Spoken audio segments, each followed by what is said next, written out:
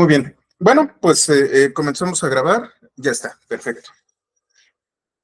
Ya saben, los apuntes están aquí en GitHub.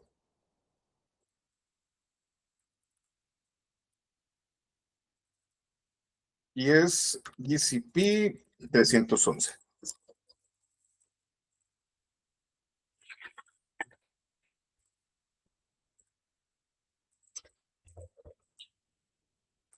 Y vamos a trabajar con los últimos capítulos. Si mal no recuerdo, vimos tanto Airflow como Composer, de qué se trataba y cómo funcionaba. Y vamos a ver algunos temas de manera muy rápida. Quiero hacer énfasis sobre todo en el tema de Cloud Storage y las bases de datos.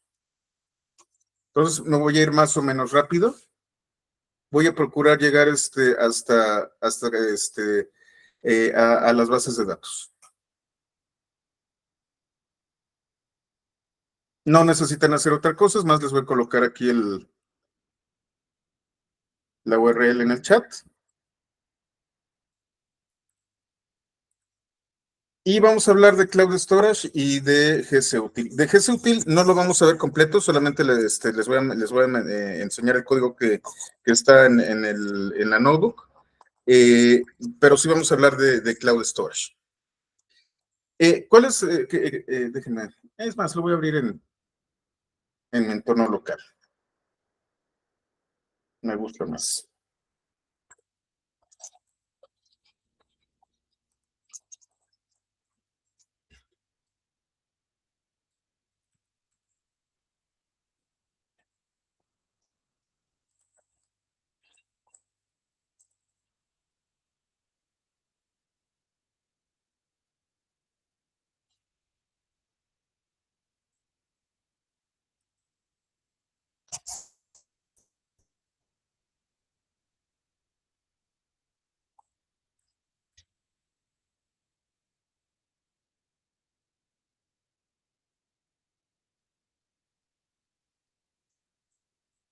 Listo, ya estamos. Vamos a hablar de Cloud Storage. Cloud Storage es un servicio de almacenamiento de objetos seguro, escalable y de alto rendimiento dentro de la plataforma de Google Cloud. Este es quizá uno de los componentes más importantes y que hizo que la nube tuviera un boom. No Cloud Storage por sí mismo, sino el concepto de almacenamiento de objetos. Ahorita vamos a hablar de eso. Está diseñado para almacenar y servir cualquier cantidad de datos y cualquier tipo de formato. Y entonces ustedes, dentro de estos sistemas de almacenamiento de objetos, pueden guardar archivos, imágenes, videos, bases de datos, audios, prácticamente lo que ustedes quieran. Hacer respaldos de sus propias bases de datos, todo está ahí. ¿Cuáles son las características de este tipo de almacenamiento? Bueno, son muy durables. Fíjense nada más los niveles de servicio que está manejando. Son escalables, es decir, ustedes tienen los datos ahí y prácticamente cualquier cantidad de usuarios puede consumir estos datos. No necesitan obligatoriamente ser usuarios de Google Cloud. Ustedes pueden abrir o hacer públicos los datos y los pueden consumir de manera constante millones de personas. Está optimizado para ofrecer un acceso rápido y bajas latencias. Son muy seguros porque nosotros podemos llegar a generar permisos muy granulares de los datos, tanto de lo que se conoce como buckets, como de los datos dentro de los buckets, y se integra muy bien con servicios de Google Cloud Platform e inclusive con otros servicios. ¿Sí? ¿Cuáles son los casos más comunes? Almacenamiento de archivos de respaldo, servir contenido web estático. Déjenme lo coloco aquí.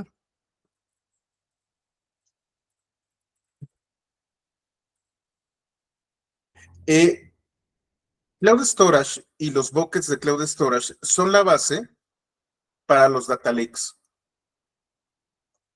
A lo mejor ustedes se acuerdan que yo les hablaba de Hadoop y que Hadoop tenía un sistema de archivos llamado HDFS, en donde ustedes podían de manera distribuida guardar grandes cantidades de datos. Este concepto de almacenamiento de un sistema de archivos gigantesco para Big Data, cuando nosotros lo traemos a la nube, vamos a utilizar estos buckets para generar nuestros data lakes. Y prácticamente todo lo que nosotros le aventemos lo puede guardar. Y tiene una velocidad muy superior a un clúster de HDFS. Puede guardar información a muy largo plazo, son muy durables los almacenamientos. Y bueno, aquí está la liga a storage.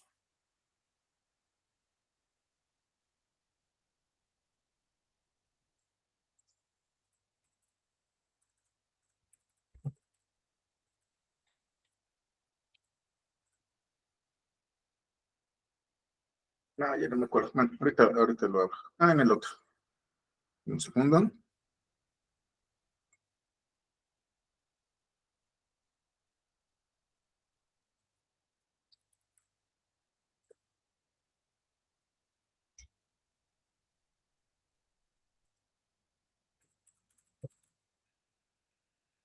Tengo Cloud Storage. Y es tan sencillo, si ustedes se fijan, tengo aquí varios elementos que se conocen como buckets. Bucket en inglés es cubeta. Y si ustedes pueden ver, tengo ciertos elementos que utiliza inclusive el sistema para algunas actividades. Esto que dice Pythonista Dev, Staging Pythonista y Artifacts Pythonista son parte del proceso de integración y entrega continua para App Engine. Aquí yo tengo binarios, tengo archivos temporales, tengo herramientas de preparación para mis aplicaciones. Aquí, si se fijan, también tengo un bucket para Data Prep, que fue la herramienta que estamos utilizando para el tema de la ingesta de datos. Pero yo puedo crear mi propio bucket. Y le voy a llamar bucket Josech. El nombre del bucket tiene que ser único en todo el mundo. ¿Por qué? Porque ustedes van a poder acceder en cualquier parte del mundo y cualquier persona con los permisos va a tener acceso al bucket. Siempre tiene que ser un nombre único. Por ejemplo, si le coloco así bucket, el nombre bucket ya existe, necesitas otro. Bucket 123 ya existe. Bucket-medio Josech, ahí está. Yo puedo elegir dónde se almacenan mis datos. Pueden ser en multiregión, puede ser en 2 regiones o en una sola región. Multiregión me permite a mí tener réplicas cercanas a mis usuarios que van a poder consumir estos buckets. Hay una especie de replicación. Yo puedo tener en 2 regiones o en una sola región. Dependiendo de estas configuraciones, se modifican los costos. Fíjense, otra de las grandes ventajas que tienen los buckets son los costos. Casi 3 centavos de dólares al mes por gigabyte de almacenamiento. Si es región dual, 0.20 por escrito. La replicación turbo aumenta un poco el gasto. O puede ser de una sola región.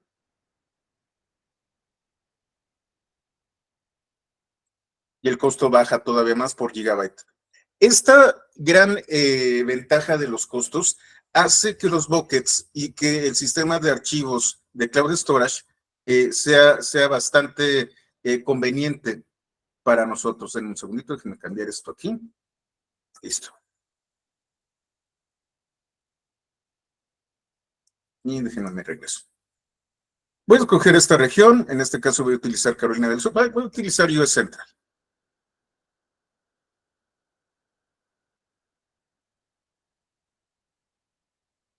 Aquí en Iowa.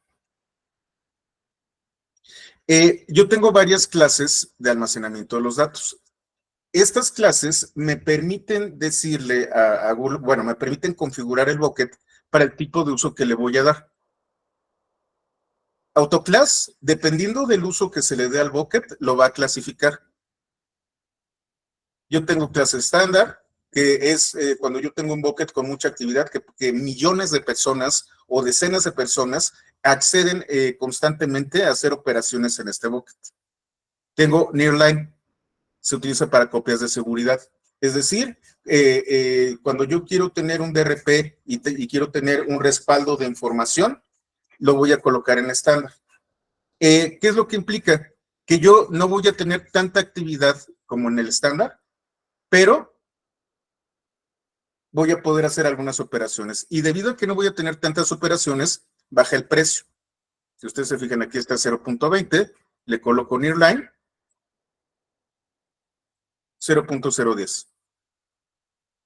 Codeline se utiliza sobre todo para temas de auditorías y también para recuperación ante desastres. Son datos que se acceden al menos una vez por trimestre, menos de una vez por trimestre. Son datos que ya se vuelven históricos. Y otra vez, ahora es 0.4 centavos por giga al mes. Y luego tenemos Archive, que este sí es para compliance. Cuando ustedes les dicen, ¿sabes qué? Tus facturas las tienes que guardar durante 5 años y solamente cuando en caso de auditoría van a ver estas facturas, entonces tengo Archive y el precio es todavía menor. Esto es una de 12 centésimas de centavo lo que me cuesta al mes. Voy a utilizar estándar, que es lo normal. Yo puedo definir cómo se accede a los objetos. Yo puedo darle un control de acceso a todos los objetos dentro del bucket de manera uniforme, es decir, todos los archivos tienen los permisos. Sin embargo, yo puedo tener algunos archivos dentro de mi bucket que no quiero que sean abiertos al público. Yo puedo utilizar un control de acceso preciso.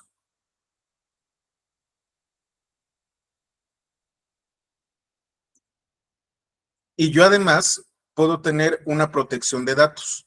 Yo, no falla de que de repente accidentalmente eliminamos datos. Yo puedo definir un periodo de retención de datos o un control de versiones, cuántas versiones del mismo bucket puedo tener. E inclusive si yo tengo algún tema de compliance, yo puedo definir que este bucket no se puede modificar incluso en años.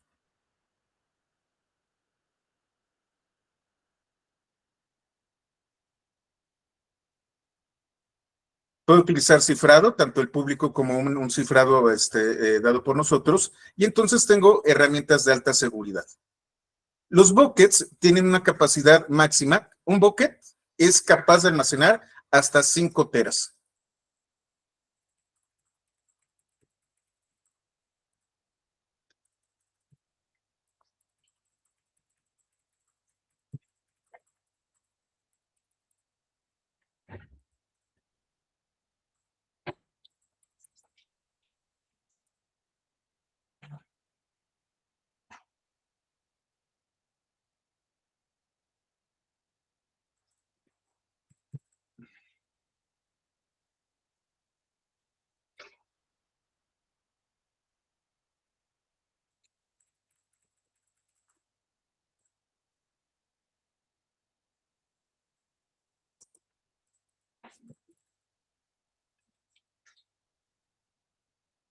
Cinco terabytes. Un solo bucket puede guardar 5 terabytes. Y ahorita que vimos este ejemplo, vamos a hablar un poco de qué es el cloud storage, el almacenamiento en almacenamiento de objetos. El almacenamiento de objetos es un modelo de almacenamiento que trata los datos como objetos individuales. Si ustedes han programado orientado a objetos, los objetos tienen ciertas características. Tenemos las clases, los instanciamientos, podemos hablar de herencia, podemos hablar de encapsulamiento, podemos hablar de polimorfismo, pero hay una característica que tienen los objetos en muchos casos que se llama la agregación de objetos. Es decir, yo tengo un objeto y puedo pegarle a ese objeto otro objeto. Eso se llama agregación. Tengo un objeto base y a partir de este yo puedo guardarle, yo puedo pegarle cualquier tipo de objeto.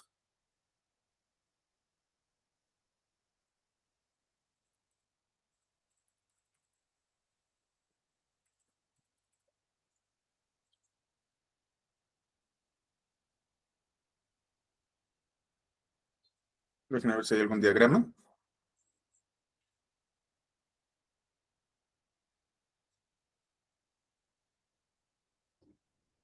Yo tengo, por ejemplo, un objeto llamado persona, que es una instancia, bueno, una clase persona, y esta le puedo agregar elementos.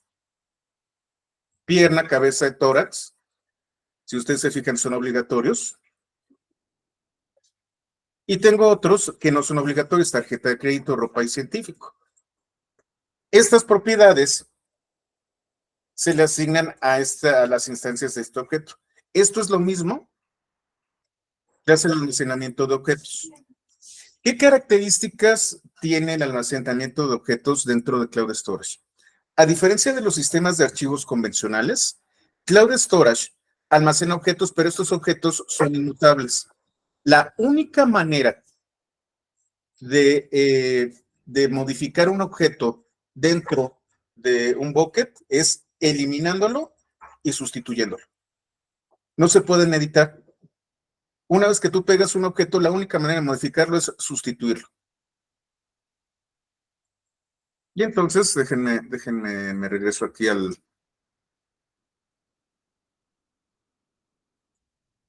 Voy a crear un bucket, le doy le voy a colocar en la región, vía central, 7 días, no hay control de versiones, no hay retención, y lo voy a crear.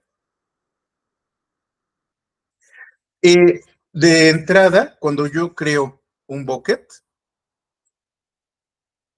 es privado.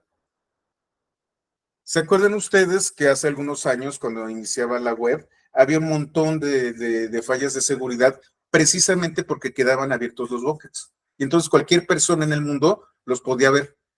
Por defecto, se aplica la prevención de acceso público a este bucket, es decir, de entrada es privado.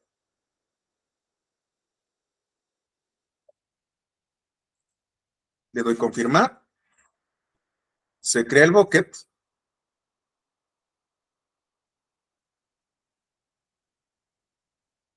este bucket se llama bucket hostage y es un contenedor.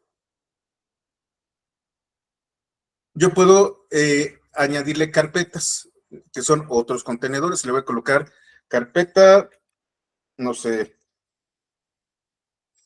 imágenes.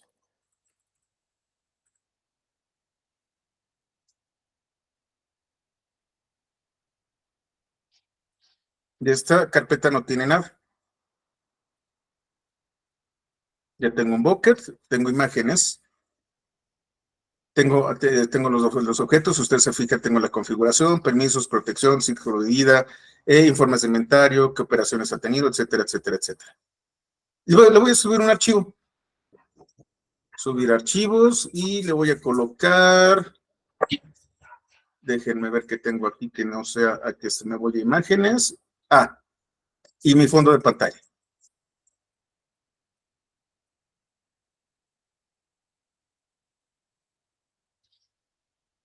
Entonces, en buckets, en imágenes, coloqué mi fondo de pantalla. ¿Cómo puedo yo ver este bucket? Si yo lo selecciono aquí,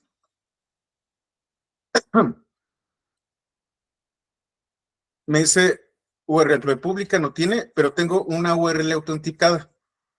Aquí es a donde yo voy a poder acceder a este recurso. Le pico y aquí está la imagen de mi bucket. Yo puedo tener un control de acceso granular. Le voy a decir, ¿sabes qué? Este de aquí está, fíjense en el objeto.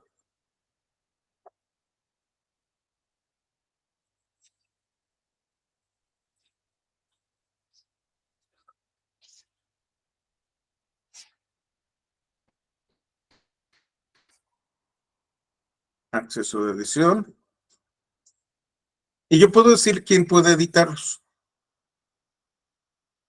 Estos son permisos de IAM. Yo puedo agregar una entrada y decir quién más lo puede hacer.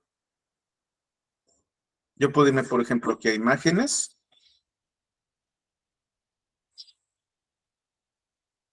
Y déjenme ver. No, creo que lo coloqué uniforme. Entonces le voy aquí a Bucket Search y me voy aquí a permisos. Dice, este bucket no es público. Quito la prevención de acceso público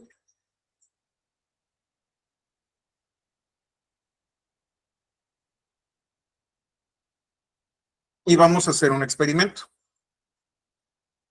Si ustedes se fijan, aquí yo tengo los permisos a mi proyecto. Ah, no, perdón, acá. Disculpe. Estoy aquí, tengo Bucket Search. Me voy a permisos.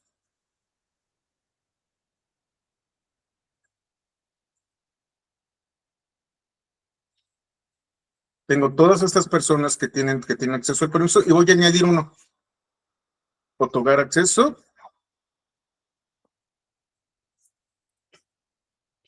Le voy a colocar all users. Y el rol va a ser únicamente de visualizador de objetos. Esto está siendo público para lectura todos los objetos de mi bucket. Y si está seguro, si agregas all users o all authentication users, ese recurso será de acceso público para cualquier persona en Internet. Permitir acceso público.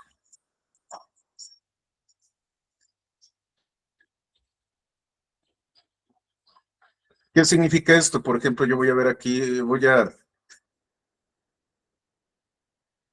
me regreso al bucket cosecha, público para Internet, ahí está. Tengo imágenes.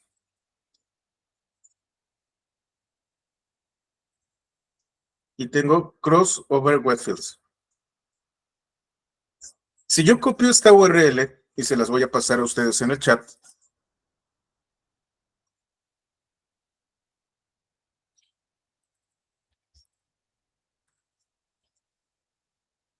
y abro cualquier navegador y pego la URL, puedo ver la imagen. Es más,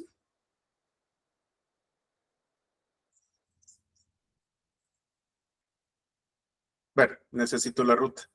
Pero todo lo que está en este bucket es público.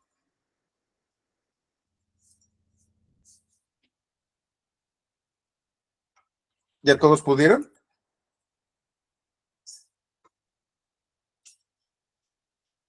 Tan solo con la URL yo puedo acceder. Esta es la imagen. Y entonces es por eso por lo que yo puedo utilizar contenido estático para sitios web. Es baratísimo el hosting. Si ustedes tienen contenido estático, pueden hacer hosting utilizando los buckets. ¿Cuál es el único problema? El único problema es que las URLs son HTTP. Cuando nosotros queremos hacer hosting, van a tener una URL HTTP. Me regreso y voy a volver a editar los permisos. Me voy a Bucket Hostage, me voy a permisos.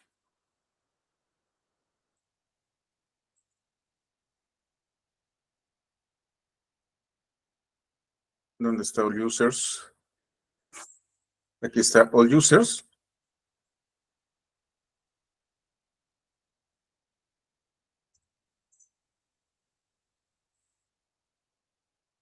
Lo voy a quitar. Lo guardo. Se actualizó la política. Vuelvo a abrir mi navegador.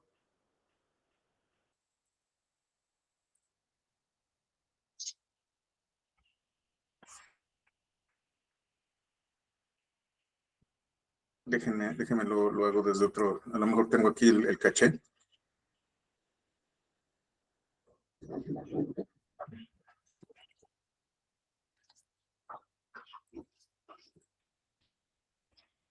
Bueno, ahorita lo que pasa, porque ya no debería, creo que tarda un poquito en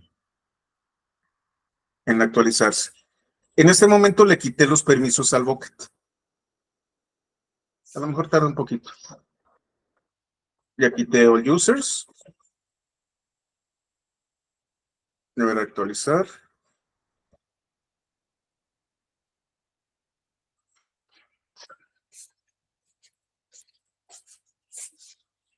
Sí, no hay all users. Ok.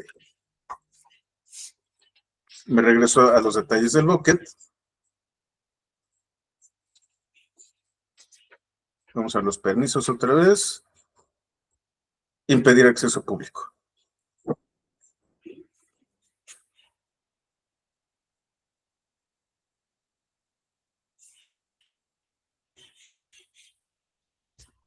Ahí está. Entonces ahora sí ya debe de impedirlo.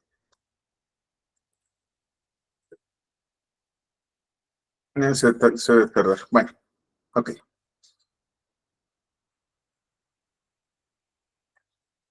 Déjenme, me regreso. Ya nos quedan nada más 25 minutos. Nada más es de 1 hora la sesión.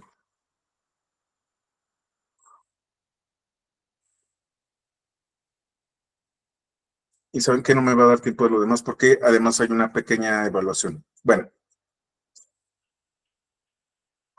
características de los almacenamientos de objetos: escalables, durables, de bajo costo, accesibles globalmente y simples. Yo puedo publicar un dataset y darle permisos a la gente para acceder a ese dataset. No necesita estar obligatoriamente en Google Cloud. Entonces, si yo tuviera un dataset que quiero hacer público, lo pongo aquí y lo pueden consumir desde Azure o desde AWS, o lo pueden consumir directamente desde sus equipos locales.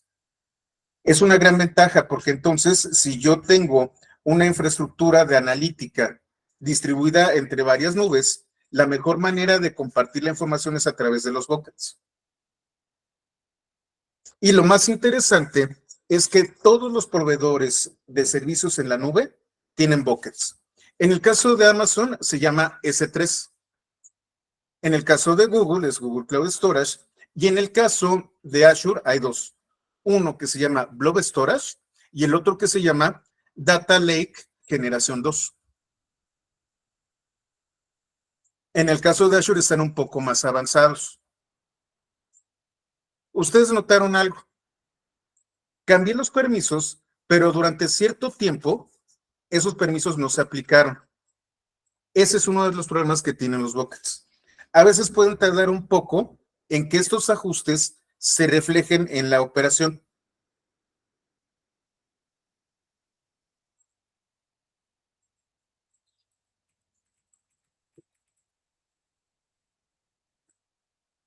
Hay un principio que se llama ACID para las bases de datos. Atomicidad. Si cuando una operación consiste en una serie de pasos de los que bien se ejecutan todos o ninguno, las transacciones son completas.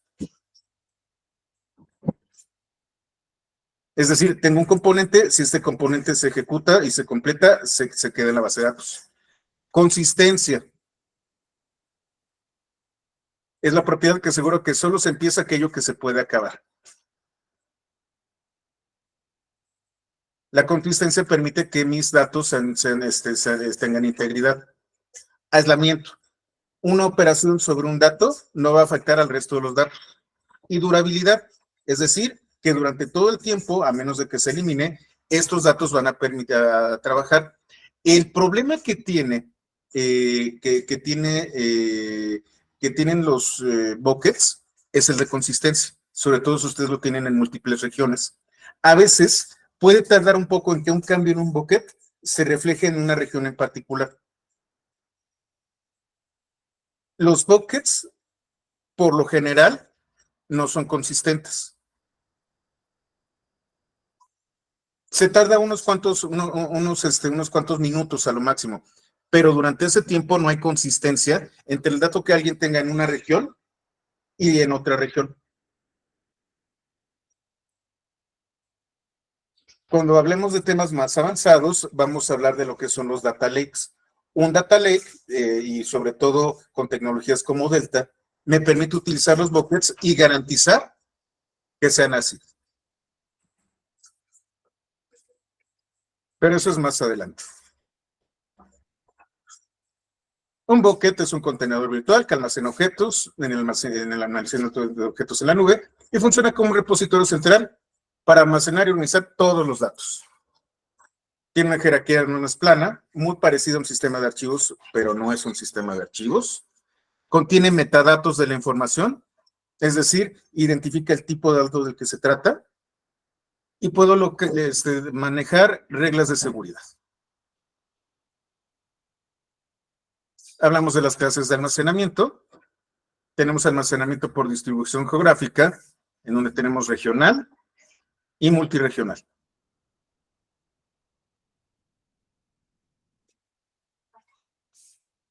Una región, como su nombre lo indica, es una extensión geográfica que puede identificar varios centros de datos.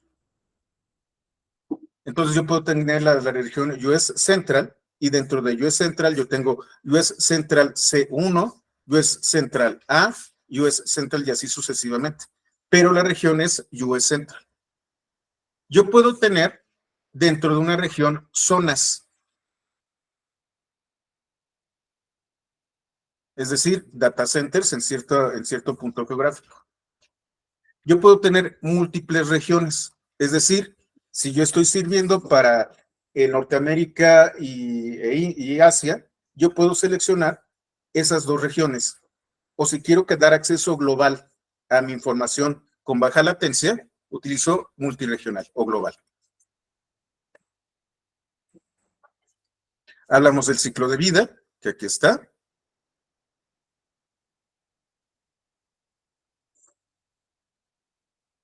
¿Y cuáles son los criterios para elegir la clase de almacenamiento? La frecuencia del acceso. Con esto yo defino si es estándar o nearline o conline o archive. La necesidad de latencia, es decir, que mis clientes, que mis usuarios accedan lo más rápidamente posible a los datos, y entonces selecciono regional o multiregional, y sobre todo el tema de costos. Si voy a guardar petabytes de información, pues obviamente, aun cuando sean centavitos, ya cuando hablamos de petabytes, ya suena interesante el asunto de ahorrarme una lanita, si escojo muy bien el ciclo de vida de los datos. Hablamos del versionamiento y las reglas. Las reglas del ciclo de vida.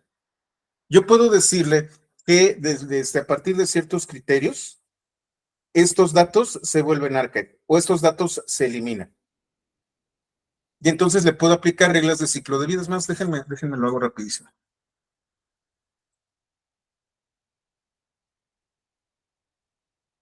No creo que lo cerré. A ver, lo voy a volver a ver. Ya tenemos poco tiempo.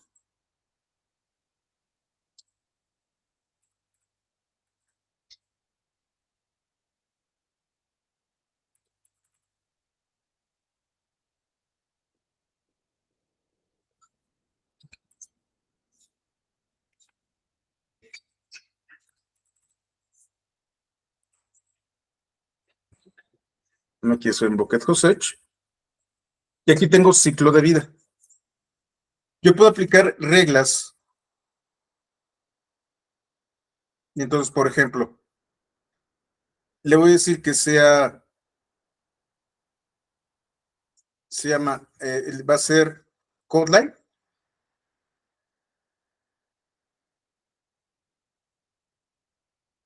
Y yo voy a tener una selección de objeto. Sí, yo puedo tener una regla sobre el nombre, la edad, es decir, cuánto tiempo de haberse subido tiene este objeto, si se creó antes de una fecha, si la clase de almacenamiento es algo así, si hay cierto número de versiones, si el día desde que el objeto se convirtió en no actual, si está vivo o la cantidad de días que se establece un tiempo. Yo voy a decir la edad. Y entonces, si después de 30 días el objeto persiste,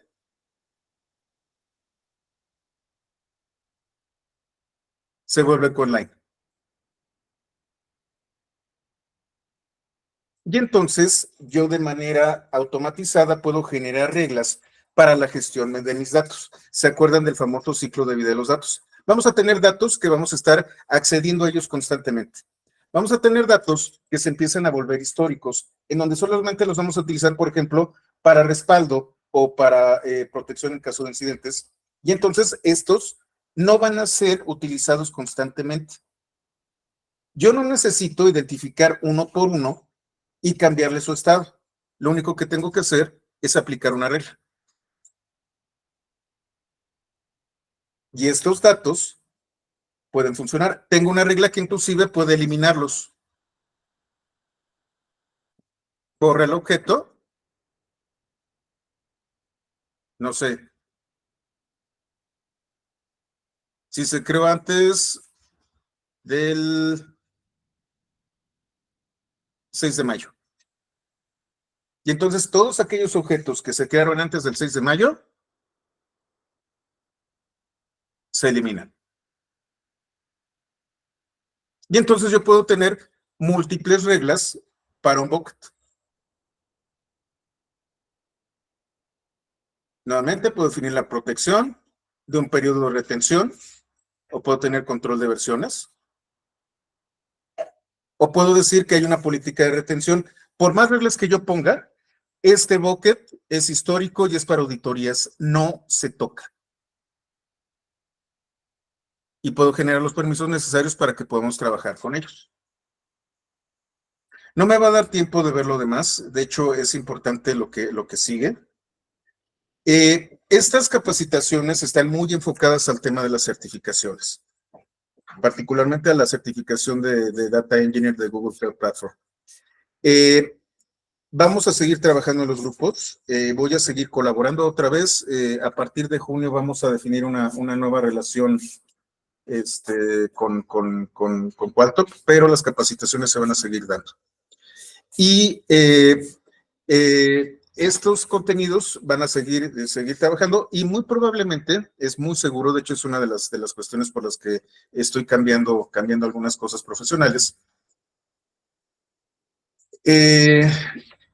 Voy a estar dando cursos fuera de la organización que van a ser muy baratos, que en el caso de Qualtok, si llega a un acuerdo, van a ser gratuitos, y que voy a estar publicando en YouTube constantemente. Entonces, va a haber muchísimos recursos. Esa es la intención de por qué este cambio, porque quiero dedicarle más tiempo a la capacitación y a generar contenidos. Así que perdemos un poquito, pero ganamos muchísimo en el tema de capacitación. Esténse al pendiente. Voy a estar trabajando mucho con la gente de THDO. Va a haber muchos anuncios y de todas formas, vamos a seguir en contacto. De eso no se preocupen. No es un hasta luego, sino un cambio de cómo la relación, y vienen muchísimas cosas más, así que estén atentos.